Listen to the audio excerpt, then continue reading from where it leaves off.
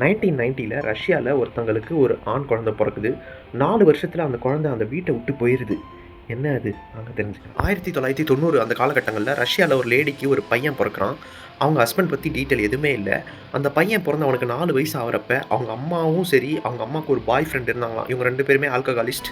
குடிச்சிட்டு அவங்க பண்ணுற அந்த அட்டுழியங்கள், எதனால அந்த பையனை போட்டு அடிக்கிறது, இதெல்லாம் தாங்காத அந்த 4 வயசு சிறுவன் அந்த வயசுலேயே வீட்டை விட்டு வெளியே ஓடிடுறான்.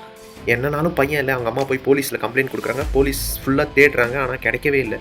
2 வருஷம் கழிச்சு ரஷ்யாவோட தலைநகர் மாஸ்கோவில் அந்த பையனை கண்டுபிடிக்கிறாங்க.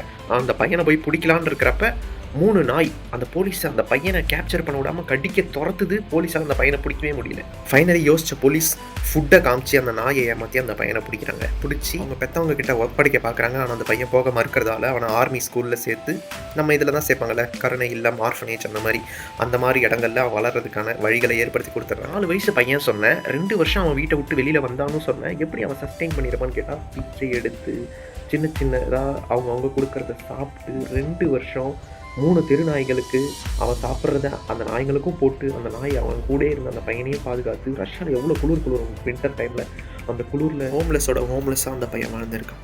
அப்படி 2 வருஷம் வாழ்றதுக்குள்ளே எவ்வளோ ஸ்ட்ரகிள் அனுபவிச்சிருப்பான். அந்த நாய் இங்கே இருந்தவே தான் அந்த பையன் 2 வருஷம் அவனால் சஸ்டெயின் பண்ண முடிஞ்சுது. ஸோ இந்த வித்தியாசமான விஷயத்தை பார்த்தேன், அதுதான் உங்ககிட்ட நான் சொல்ல வந்தேன். ஸோ தயவு செஞ்சு வீட்டில் பெரியவங்களுக்குள்ள 1000 சண்டை வரும். அப்பா அம்மா மெயினாக உங்கள் குழந்தைங்க எதிர்க்க பண்ணாதீங்க. நீங்கள் குழந்தைங்களை எதுவுமே பண்ணாமல் உங்களுக்குள்ளே சண்டை போட்டாலும் அதுவும் ஒரு அப்யூஸ் மாதிரி தான். அது அப்படியே அந்த குழந்தைக்குள்ளே பதிவும், கண்டிப்பாக அவங்கள மென்டலி பாதிக்கும். ஸோ இதை அவாய்ட் பண்ணுங்கள். இன்னொரு ஒரு சூப்பரான விஷயம் நாய்களை பற்றி சொல்லவா? நம்மளால் ஒரே டைம் மூக்காலையும் மூச்சு விட முடியணும், வாயாலையும் மூச்சு விட முடியணும். ட்ரை பண்ணி பாருங்களேன். கண்டிப்பாக முடியாது, ஆனால் நாயால் முடியும்.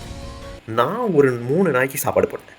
அந்த 3 நாய் என்ன பண்ணுது வாங்க பார்க்கலாம். அதுவும் 3 நாய் படுத்துருக்குல்ல, அதில் நடுவில் ஒரு நாய் இருக்குதுல்ல, அது ஆண் நாய், மற்ற 2 பெண் நாய். எப்போ பார்த்தாலும் லேடிஸு.